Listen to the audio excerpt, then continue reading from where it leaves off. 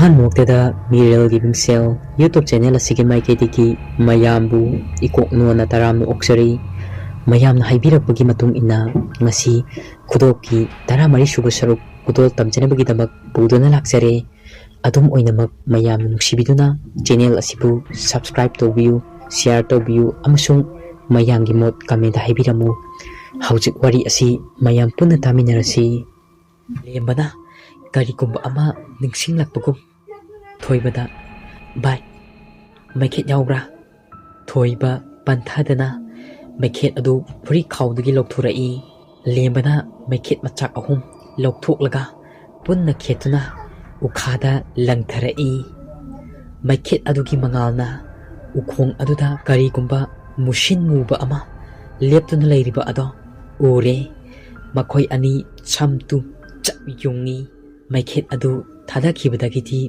निकलंबा उ अदु करिमता अमुक तौरखिद्रे अदुमकपु लेंबा थोइबदी तुंबा यारमदे मखोय अनि उथक अदुदा ngahakti tuminna lainai matamsu thengsilakpana numidangi pung 10 khara henjilakle ahingna thengsilakle makhai akiba pakatpa kaya ama henkalai ahingna sum thengsilakpana makhoi anisu tapna tapna uitharakle ashomdana thenglaba ahing asida maiba tomba hoigi yumthangna duna leiriba emung amadani nangbu tabro angang kapido amukta themuda tamubina as aisu kokka ngaweda nasaidigini ai themba ngamdre moi pabung oina thembiro la hembana angang thembu wa oina ga lawraduna asi haiduna kapiba machabu themi adubu angang aduthi kapatu haiba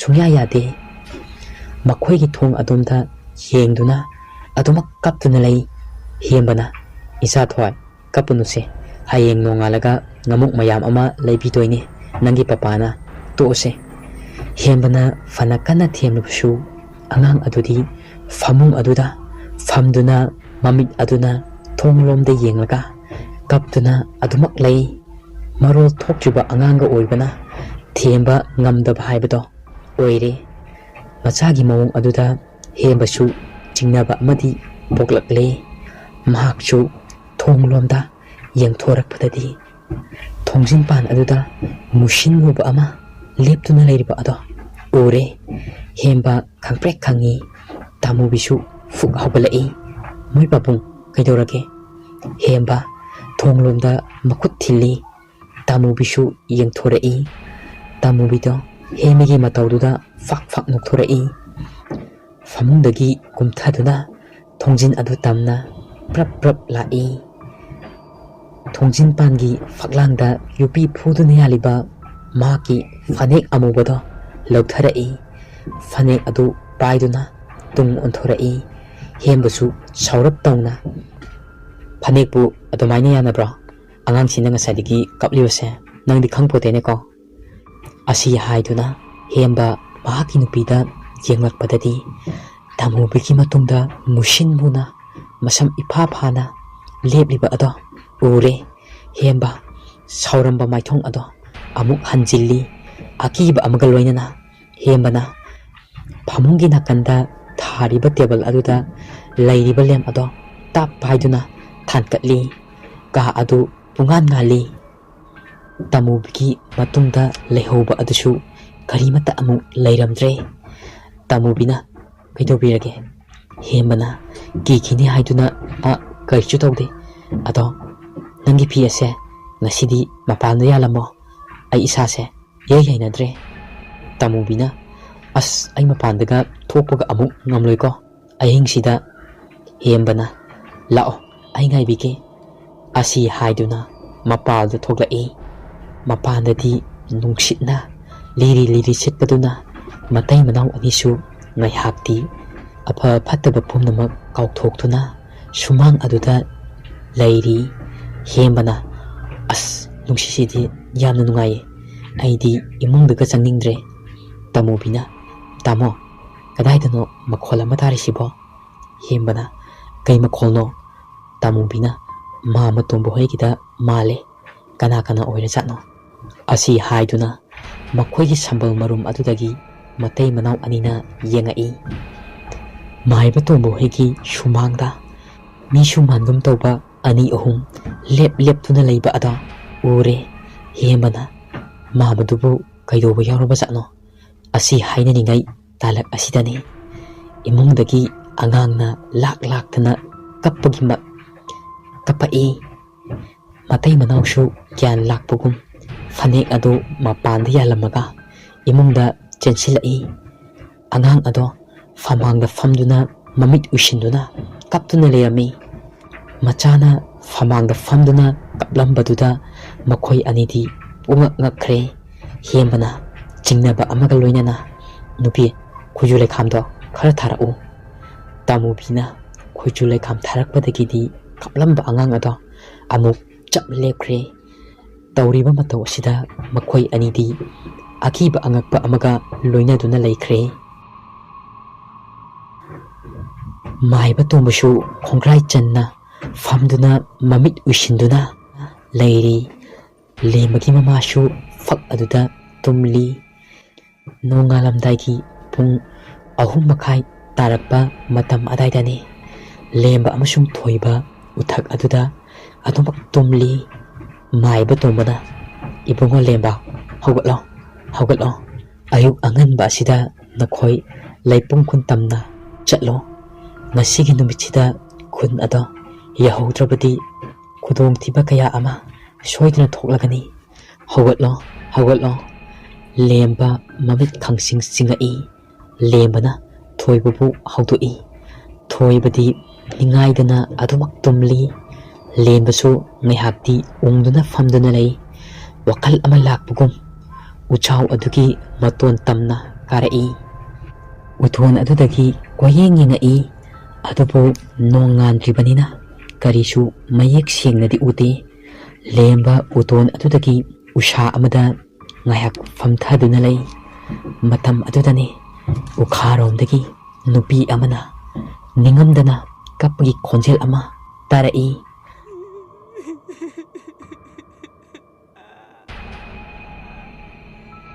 ꯇꯥꯔꯤꯕ ꯈꯣꯟꯖꯦꯜ ꯑꯗꯣ ꯈꯔ ꯁꯨꯝ ꯅꯛꯁꯤꯜꯂꯛꯄꯒꯨꯝ ꯇꯧꯔꯛꯏ꯫ ꯂꯦꯝꯕ ꯃꯤꯠ ꯅꯥ ꯈꯪꯁꯤꯡ ꯁꯤꯡꯉꯤ꯫ ꯊꯣꯏꯕ ꯇꯨꯝꯍꯧꯔꯤꯕ ꯎꯁꯥ ꯑꯗꯨ ꯇꯝꯅ ꯑꯃꯨꯛ ꯀꯨꯝꯊꯔꯛꯏ꯫ "ꯚꯥꯏ, ꯇꯥꯕ꯭ꯔꯣ?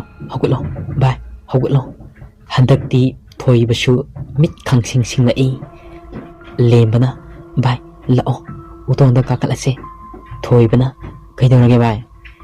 ꯃꯇꯝ ꯑꯁꯤꯗꯅꯤ ꯈꯣꯟꯖꯦꯜ ꯑꯗꯣ ꯑꯃꯨꯛꯀ ꯍꯦꯟꯅ ꯅꯛꯁꯤꯜꯂꯛꯄꯒꯨꯝ ꯇꯧꯔꯛꯂꯦ꯫ ꯊꯣꯏꯕꯁꯨ ꯇꯥꯔꯛꯂꯦ꯫ ꯃꯈꯣꯏ ꯑꯅꯤ ꯎꯖꯥꯎ ꯑꯗꯨꯒꯤ ꯃꯇꯣꯟ ꯇꯝꯅ ꯀꯥꯈꯠꯂꯛꯂꯦ꯫ ꯇꯥꯔꯝꯕ ꯈꯣꯟꯖꯦꯜ ꯑꯗꯣ ꯑꯃꯨꯛ ꯇꯞꯅ ꯃꯥꯡꯈꯤꯕꯒꯨꯝ ꯆꯞ ꯂꯦꯞꯈ꯭ꯔꯦ꯫ ꯊꯣꯏꯕꯅ "ꯚꯥꯏ, ꯅꯣꯡꯁꯨ ꯉꯥꯟꯒꯗꯕ ꯋꯥꯠꯂꯤ. ꯑꯩꯈꯣꯏ ꯍꯧꯖꯤꯛ ꯀꯃꯥꯏꯅ ꯇꯧꯗꯣꯏꯅꯣ?" ꯂꯦꯝꯕꯅ "ꯚꯥꯏ, ꯑꯩꯈꯣꯏ ꯉꯥꯏꯍꯥꯛꯇꯤ ꯎꯊꯛ ꯑꯁꯤꯗ ꯂꯩꯔꯁꯦ." ꯑꯗꯨꯒ ꯃꯥꯏꯕ ꯇꯣꯝꯕꯅ ꯃꯃꯪꯗ ꯍꯥꯏꯔꯝꯕꯁꯤꯡ ꯑꯗꯣ ꯊꯣꯏꯕꯗ ꯇꯝꯂꯝꯃꯤ꯫ ꯃꯈꯣꯏ ꯑꯅꯤ ꯄꯥꯈꯠꯄ ꯑꯀꯤꯕ ꯀꯌꯥ ꯑꯃꯅ ꯃꯁꯥꯗ ꯌꯣꯝꯂꯕꯅꯤ꯫ ꯅꯣꯡꯉꯥꯜꯂꯝꯗꯥꯏꯒ ꯑꯣꯏꯕꯅ ꯑꯏꯪꯕ ꯅꯨꯡꯁꯤꯠꯁꯨ ꯃꯔꯥꯡ ꯀꯥꯏꯅ ꯁꯤꯠꯂꯤ꯫ ꯃꯈꯣꯏ ꯑꯅꯤ ꯇꯨꯄꯛ ꯇꯥꯁꯤꯟꯗꯨꯅ ꯐꯤ ꯑꯃꯃꯝ ꯏꯟꯗꯨꯅ ꯎꯊꯛ ꯑꯗꯨꯗ ꯂꯩꯔꯤ꯫ ꯊꯣꯏꯕꯗꯤ ꯑꯃꯨꯛ ꯎꯏꯔꯨꯝ ꯇꯧꯔꯛꯂꯦ꯫ ꯂꯦꯝꯕꯗꯤ ꯃꯃꯤꯠ ꯃꯅꯥ ꯁꯤꯡꯅ ꯑꯀꯣꯏꯕꯗ ꯑꯃꯁꯨꯡ ꯎꯈꯥ ꯑꯗꯨꯗ ꯌꯦꯡꯗꯨꯅ ꯑꯗꯨꯃꯛ ꯂꯩꯔꯤ꯫ ꯑꯃꯨꯛꯁꯨ ꯃꯃꯤꯠꯇ ꯃꯁꯦꯛ ꯃꯔꯥꯡ ꯑꯣꯏ ꯀꯩ ꯑꯣꯏ ꯇꯧꯕ ꯁꯛꯐꯝ ꯑꯃꯁꯨ ꯍꯦꯛ ꯎꯔꯤ꯫ ꯑꯁꯨꯝꯅ ꯉꯥꯏꯍꯥꯛ ꯏꯪꯅ ꯆꯤꯛꯅ ꯂꯩꯔꯕ ꯃꯇꯨꯡ ꯅꯣꯡꯉꯥꯜꯂꯝꯗꯥꯏꯒꯤ ꯄꯨꯡ 4:30 ꯇꯥꯁꯤꯜꯂꯛꯂꯦ꯫ ꯈꯔꯗꯤ ꯉꯥꯜꯂꯛꯂꯕ ꯃꯇꯝꯅꯤ꯫ ꯂꯦꯝꯕ ꯃꯥꯏꯀꯩ ꯈꯨꯗꯤꯡ ꯀꯣꯏꯂꯩ ꯂꯩꯗꯨꯅ ꯀꯣꯏꯌꯦꯡ ꯌꯦꯡꯉꯛꯏ꯫ ꯃꯆꯤꯟꯗ ꯑꯁꯨꯝꯅ ꯑꯃꯨꯛ ꯁꯣꯟꯖꯩ꯫ "ꯀꯌꯥꯗ ꯐꯖꯈ꯭ꯔꯕꯅꯣ!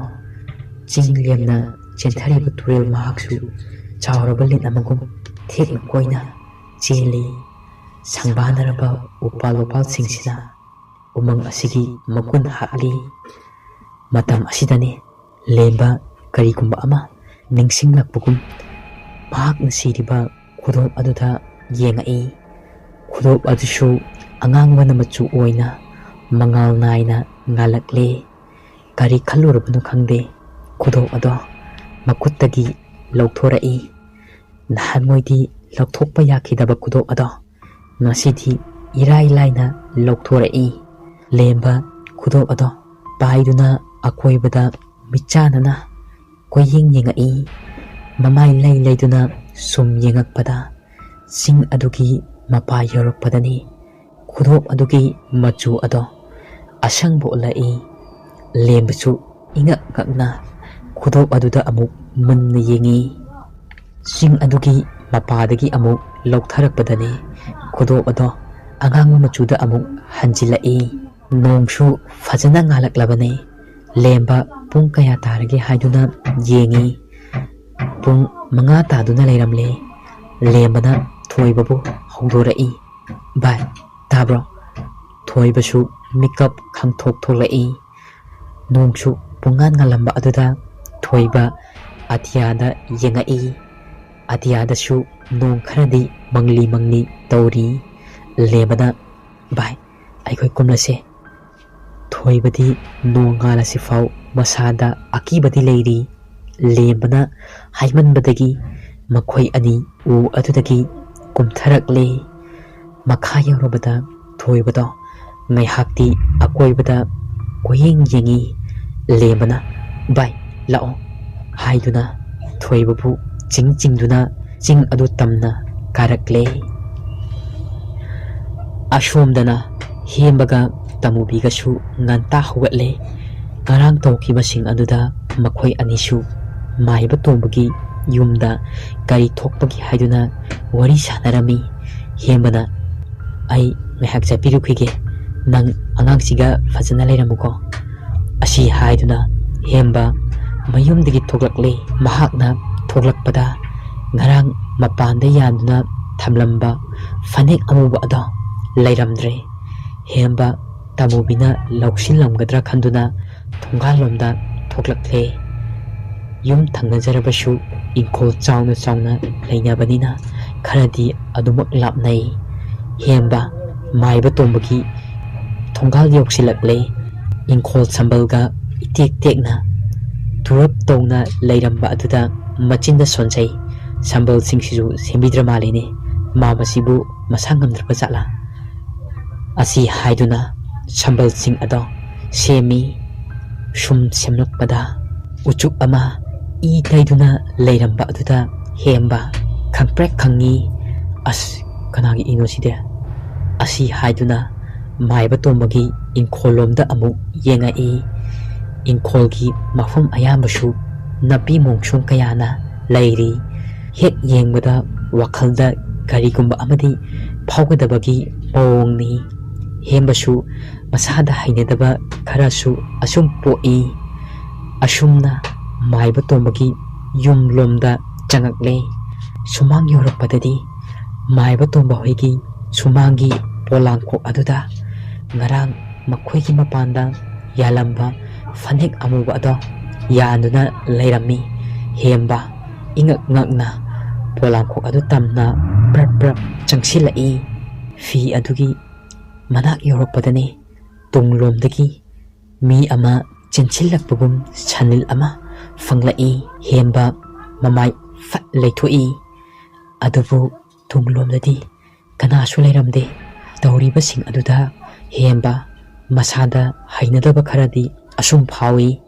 Matam aduda maiba tombo hoigi kha thangba yena kha aduda kanagumba amana lummaga yengakpagum taurai.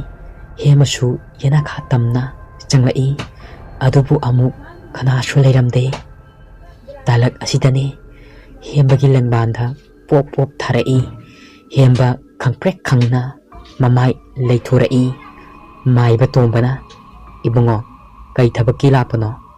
Hembadi ngaihakti humang kanglurabane. Mamaigi humang ado tekthoklaga hairai. A mama laktaba kuiri haiduna sum lakpane. Maiba tombana o fare ibungo lao mangkolda famusi. Asi haiduna hembaga maiba tombaga mangkol aduda fami. ꯍꯦꯝꯕꯁꯨ ꯉꯥꯏꯍꯥꯛꯇꯤ ꯋꯥ ꯉꯥꯡꯐꯝ ꯈꯪꯗꯅ ꯂꯩ꯫ ꯉꯥꯏꯍꯥꯛꯀꯤ ꯃꯇꯨꯡ ꯋꯥ ꯂꯠꯂꯤ ꯍꯦꯝꯕꯅ ꯍꯥꯏꯔꯛꯏ, ꯃꯥꯃꯥ, ꯉꯔꯥꯡ ꯑꯍꯤꯡꯁꯦ ꯃꯥꯃꯥ ꯍꯣꯏꯗ ꯀꯔꯤ ꯊꯧꯗꯣꯛꯀ ꯊꯣꯛꯄ ꯌꯥꯎꯕꯒꯦ? ꯃꯥꯏꯕ ꯇꯣꯝꯕꯅ ꯆꯤꯡꯅꯔꯞ ꯇꯧꯅ, ꯀꯔꯤꯁꯨ ꯌꯥꯎꯗꯦꯗ, ꯀꯔꯤ ꯇꯧꯔꯒꯦꯅꯦ? ꯍꯦꯝꯕꯅ ꯉꯔꯥꯡ ꯎꯈꯤꯕꯁꯤꯡꯗꯣ ꯃꯥꯏꯕ ꯇꯣꯝꯕꯗ ꯂꯣꯏꯅ ꯇꯝꯂꯝꯃꯤ꯫ ꯃꯥꯏꯕ ꯇꯣꯝꯕꯅ, ꯀꯔꯤꯁꯨ ꯊꯣꯛꯇꯦꯗ ꯏꯕꯨꯡꯉꯣ, ꯅꯪꯒꯤ ꯃꯤꯠꯇ ꯄꯨꯡꯎꯗ ꯎꯕ ꯑꯣꯏꯔꯝꯒꯅꯤ꯫ ꯍꯦꯝꯕꯁꯨ ꯋꯥ ꯃꯈꯥ ꯇꯥꯅ ꯀꯌా ꯍꯥꯏꯅꯤꯡꯂꯕꯁꯨ ꯍꯥꯏꯕ ꯉꯝꯗ꯭ꯔꯦ꯫ ꯍꯦꯝꯕꯅ, ꯑꯗꯨꯗꯤ ꯐꯔꯦ ꯃꯥꯃꯥ, ꯑꯩ ꯑꯃꯨꯛ ꯌꯧꯖꯈ꯭ꯔꯒꯦ꯫ ꯃꯥꯏꯕ ꯇꯣꯝꯕꯅ, ꯉꯥꯏꯈꯣ ꯏꯕꯨꯡꯉꯣ꯫ ꯍꯦꯝꯕ ꯆꯞ ꯂꯦꯞꯄꯤ꯫ ꯃꯥꯏꯕ ꯇꯣꯝꯕꯅ, ꯍꯟꯗꯛꯁꯦ ꯂꯥꯏ ꯐꯠꯇꯕ ꯀꯌꯥ ꯃꯊꯤ ꯐꯣꯡꯂꯤꯕꯅꯦ, ꯑꯗꯨꯅ ꯅꯈꯣꯏꯁꯨ ꯌꯨꯝꯗꯒꯤ ꯃꯄꯥꯟ ꯊꯣꯛꯀꯅꯨ, ꯌꯨꯝꯗ ꯆꯦꯛꯁꯤꯟꯅ ꯂꯩꯌꯨꯀꯣ꯫ ꯍꯦꯝꯕꯁꯨ ꯆꯤꯡꯅꯔꯞ ꯇꯧꯅ ꯊꯣꯛꯈ꯭ꯔꯦ꯫ ꯃꯥꯏꯕ ꯇꯣꯝꯕ ꯃꯆꯤꯟꯗ ꯁꯣꯟꯖꯩ, ꯅꯈꯣꯏꯗꯁꯨ ꯁꯅꯤꯜ ꯑꯁꯦ ꯐꯪꯂꯛꯂꯕ? ꯑꯁꯤ ꯍꯥꯏꯗꯨꯅ ꯄꯟꯊꯗꯅ ꯏꯃꯨꯡꯗ ꯆꯪꯈ꯭ꯔꯦ꯫ ꯍꯦꯝꯕꯁꯨ ꯃꯌꯨꯝ ꯌꯧꯔꯦ꯫ ꯃꯥꯒꯤ ꯅꯨꯄꯤ ꯇꯥꯃꯨꯕꯤꯗ ꯃꯥꯏꯕ ꯇꯣꯝꯕꯅ ꯍꯥꯏꯔꯛꯄꯁꯤꯡ, ꯊꯦꯡꯅꯔꯛꯄꯁꯤꯡ ꯑꯗꯣ ꯇꯝꯂꯝꯃꯤ꯫ ꯑꯁꯣꯝꯗꯅ ꯂꯦꯝꯕ ꯑꯃꯁꯨꯡ ꯊꯣꯏꯕ ꯆꯤꯡ ꯀꯥꯔꯛꯂꯤ꯫ ꯆꯤꯡ ꯑꯗꯨꯁꯨ ꯈꯣꯡ ꯂꯝꯕꯤ ꯐꯥꯎꯕ ꯂꯩꯇꯦ꯫ ꯂꯦꯝꯕꯅ ꯃꯥꯡ ꯊꯥꯗꯨꯅ ꯈꯨꯗꯣꯞ ꯑꯗꯨꯒꯤ ꯃꯥꯏꯀꯩ ꯌꯦꯡꯗꯨꯅ ꯂꯥꯛꯂꯤ꯫ ꯆꯤꯡ ꯑꯗꯨꯒꯤ ꯃꯇꯣꯟ ꯌꯧꯔꯝꯗꯥꯏꯗꯅꯤ ꯅꯣꯡꯁꯨ ꯆꯨꯕ ꯍꯧꯔꯛꯂꯦ꯫ ꯊꯣꯏꯕꯅ, ꯚꯥꯏ, ꯑꯩ ꯋꯥꯕꯅ ꯌꯥꯗ꯭ꯔꯦ, ꯑꯁ꯭ꯋꯥꯏꯗ ꯉꯥꯏꯍꯥꯛ ꯐꯝꯈꯤꯁꯦ꯫ ꯂꯦꯝꯕꯅ, ꯚꯥꯏ, ꯃꯇꯝꯁꯦ ꯂꯩꯔꯛꯇ꯭ꯔꯕꯅꯤ, ꯂꯥꯛꯑꯣ ꯆꯤꯡꯗꯣꯜ ꯌꯧꯔꯒ ꯐꯖꯅ ꯄꯣꯊꯥꯔꯁꯦ꯫ ꯍꯟꯗꯛꯇꯤ ꯊꯣꯏꯕ ꯋꯥꯔꯁꯨ ꯋꯥꯅ ꯄꯣꯊꯥꯗꯅ ꯃꯇꯣꯟ ꯌꯧꯊꯣꯛꯂꯒꯦ ꯈꯜꯂꯕ ꯃꯥꯜꯂꯤ꯫ ꯊꯣꯏꯕꯅ, ꯚꯥꯏ, ꯑꯗꯨꯗꯤ ꯑꯩ ꯃꯥꯡ ꯊꯥꯒꯦ꯫ ꯑꯁꯤ ꯍꯥꯏꯗꯨꯅ ꯊꯣꯏꯕ ꯃꯃꯥꯡ ꯊꯥꯔꯒ ꯀꯥꯔꯛꯏ꯫ ꯑꯗꯨꯕꯨ ꯐꯅ ꯀꯨꯏꯅ ꯀꯥꯔꯛꯂꯕꯁꯨ ꯆꯤꯡ ꯑꯗꯨꯒꯤ ꯃꯇꯣꯟꯗꯤ ꯁꯨꯡꯌꯧ ꯌꯧꯕ ꯉꯝꯗꯦ꯫ ꯂꯦꯝꯕꯅ, ꯚꯥꯏ, ꯀꯌꯥꯝ ꯋꯥꯠꯂꯤꯒꯦ? ꯊꯣꯏꯕꯁꯨ ꯃꯦꯟ ꯇꯥꯗꯅ ꯑꯗꯨꯃꯛ ꯀꯥꯔꯤ꯫ ꯂꯦꯝꯕꯅ, ꯚꯥꯏ, ꯉꯥꯏꯈꯣ꯫ ꯑꯁꯤ ꯍꯥꯏꯗꯨꯅ ꯊꯣꯏꯕꯒꯤ ꯃꯈꯨꯠꯇꯣ ꯇꯥꯞ ꯐꯥꯏ꯫ ꯊꯣꯏꯕꯁꯨ ꯃꯃꯥꯏ ꯂꯩꯊꯣꯔꯛꯏ꯫ ꯂꯦꯝꯕꯅ ꯃꯍꯥꯛꯀꯤ ꯈꯨꯗꯣꯞ ꯁꯤꯔꯤꯕ ꯈꯨꯠ ꯑꯗꯣ ꯊꯥꯡꯀꯠꯂꯛꯏ꯫ ꯈꯨꯗꯣꯞ ꯑꯗꯣ ꯃꯆꯨ ꯑꯉꯥꯡꯕ ꯑꯣꯏꯗꯨꯅ ꯂꯩꯔꯝꯃꯤ꯫ ꯂꯦꯝꯕꯅ ꯃꯈꯨꯠ ꯑꯗꯣ ꯇꯞꯅ ꯊꯥꯡꯀꯠꯇꯨꯅ ꯍꯥꯏꯔꯛꯏ꯫ ꯃꯈꯣꯏꯅ ꯀꯥꯔꯤꯕ ꯃꯥꯏꯀꯩ ꯑꯗꯨꯒꯤ ꯑꯋꯥꯡ ꯄꯥꯡꯅ ꯈꯔ ꯂꯩꯊꯣꯛꯂꯒ ꯈꯨꯗꯣꯞꯀꯤ ꯃꯆꯨ ꯑꯗꯣ ꯑꯁꯪꯕ ꯑꯣꯜꯂꯛꯏ꯫ ꯊꯣꯏꯕꯗꯤ ꯑꯉꯛꯄ ꯍꯥꯏꯕꯗꯣ ꯑꯣꯏꯈ꯭ꯔꯦ꯫ ꯂꯦꯝꯕꯅ, ꯚꯥꯏ, ꯂꯥꯛꯑꯣ, ꯑꯁꯣꯝꯗꯅꯦ, ꯆꯠꯂꯁꯦ ꯍꯥꯏꯗꯨꯅ ꯂꯦꯝꯕꯅ ꯃꯥꯡ ꯊꯥꯗꯨꯅ ꯃꯥꯏꯀꯩ ꯑꯗꯣꯝꯗ ꯑꯃꯨꯛ ꯀꯥꯔꯛꯏ꯫ ꯃꯇꯝ ꯑꯗꯨꯗꯗꯤ ꯆꯨꯔꯝꯕ ꯅꯣꯡ ꯑꯗꯨꯁꯨ ꯈꯔ ꯀꯟꯈꯠꯂꯛꯂꯦ꯫ ꯅꯨꯃꯤꯠꯀꯤ ꯃꯉꯥꯜ ꯐꯪꯅ ꯉꯥꯜꯂꯝꯕ ꯑꯗꯨꯁꯨ ꯇꯞꯅ ꯇꯞꯅ ꯃꯝꯁꯤꯜꯂꯛꯂꯦ꯫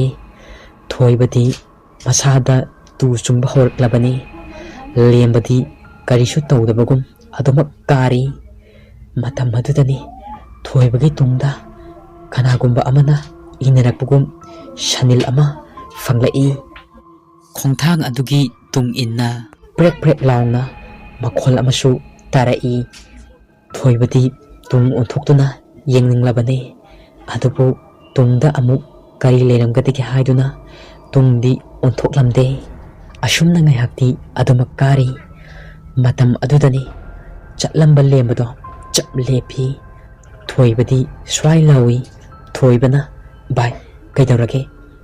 ꯂꯦꯝꯕꯅ ꯃꯃꯥꯡꯂꯣꯝꯗ ꯃꯍꯥꯛꯀꯤ ꯈꯨꯗꯣꯝꯕꯤ ꯑꯗꯣ ꯊꯤꯜꯂꯤ꯫ ꯈꯨꯠ ꯊꯤꯜꯂꯤꯕ ꯃꯥꯏꯀꯩ ꯑꯗꯣꯝꯗ ꯊꯣꯏꯕꯁꯨ ꯌꯦꯡꯉꯛꯄꯗꯗꯤ ꯃꯈꯣꯏꯅ ꯆꯠꯂꯤꯕ ꯂꯝꯕꯤ ꯑꯗꯨꯒꯤ ꯃꯄꯥ ꯑꯣꯏꯔꯞꯅ ꯐꯅꯦꯛ ꯑꯃꯨꯕ ꯁꯦꯠꯇꯨꯅ ꯃꯁꯝꯅ ꯂꯨꯃꯥꯡꯗ ꯊꯥꯗꯗꯨꯅ ꯆꯞ ꯌꯨꯡꯅ ꯂꯦꯞꯇꯨꯅ ꯂꯩꯔꯤꯕ ꯑꯗꯣ ꯎꯔꯦ꯫ ꯁꯛꯇꯝ ꯑꯗꯨ ꯎꯕꯗ ꯊꯣꯏꯕꯗꯤ ꯈꯪꯄ꯭ꯔꯦꯛ ꯈꯪꯅ ꯃꯈꯨꯠ ꯑꯅꯤꯗꯨꯅ ꯃꯃꯤꯠ ꯑꯗꯣ ꯈꯨꯝꯗꯨꯅ ꯃꯁꯥ ꯅꯤꯛꯄ ꯍꯧꯔꯛꯏ꯫ ꯂꯦꯝꯕꯅ, ꯑꯩꯈꯣꯏꯒꯤ ꯂꯝꯕꯤꯗ ꯅꯪꯇ ꯌꯦꯠꯂꯤꯕꯁꯦ ꯀꯔꯤꯒꯤꯅꯣ? ꯅꯪꯒꯤ ꯑꯄꯥꯝꯕꯗꯣ ꯀꯔꯤꯅꯣ? ꯑꯁꯤ ꯍꯥꯏꯔꯛꯄ ꯃꯇꯝ ꯑꯁꯤꯗꯅꯤ ꯃꯥꯡꯗ ꯂꯦꯞꯂꯤꯕ ꯑꯗꯣ ꯏ ꯊꯥꯡꯗꯅ ꯉꯧꯔꯕ ꯈꯨꯗꯣꯝꯕꯤ ꯑꯗꯣ ꯂꯦꯝꯕ ꯇꯝꯅ ꯊꯤꯜꯂꯛꯏ ꯉꯥꯏꯍꯥꯛꯇꯤ ꯂꯦꯝꯕꯁꯨ ꯁꯝꯇꯨ ꯆꯞ ꯌꯨꯡꯈ꯭ꯔꯦ ꯈꯪꯍꯧꯗꯅ ꯂꯦꯝꯕ ꯃꯁꯥ ꯂꯦꯛꯊꯔꯛꯂꯦ ꯃꯤꯠ ꯈꯨꯝꯂꯝꯕ ꯊꯣꯏꯕꯁꯨ ꯂꯦꯝꯕ ꯂꯦꯛꯊꯔꯛꯂꯒ ꯍꯥꯏꯊꯔꯛꯄ ꯑꯗꯨꯗ ꯑꯀꯤꯕꯅ ꯃꯁꯥ ꯑꯗꯣ ꯄꯤꯛ ꯊꯟꯈ꯭ꯔꯦ ꯊꯣꯏꯕꯅ ꯂꯦꯝꯕꯕꯨ ꯉꯥꯛꯏ ꯑꯗꯨꯕꯨ ꯉꯁꯥꯏ ꯂꯦꯞꯂꯝꯕ ꯑꯗꯨꯁꯨ ꯂꯩꯔꯝꯗ꯭ꯔꯦ ꯊꯣꯏꯕ ꯑꯀꯣꯏꯕꯗ ꯀꯣꯏꯌꯦꯡ ꯌꯦꯡꯉꯛꯏ ꯑꯗꯨꯕꯨ ꯀꯅꯥꯁꯨ ꯂꯩꯇꯦ ꯊꯣꯏꯕꯅ ꯂꯦꯝꯕꯕꯨ ꯀꯧꯗꯨꯅ ꯈꯣꯟꯖꯦꯜ ꯊꯣꯛꯅ ꯀꯞꯂꯛꯏ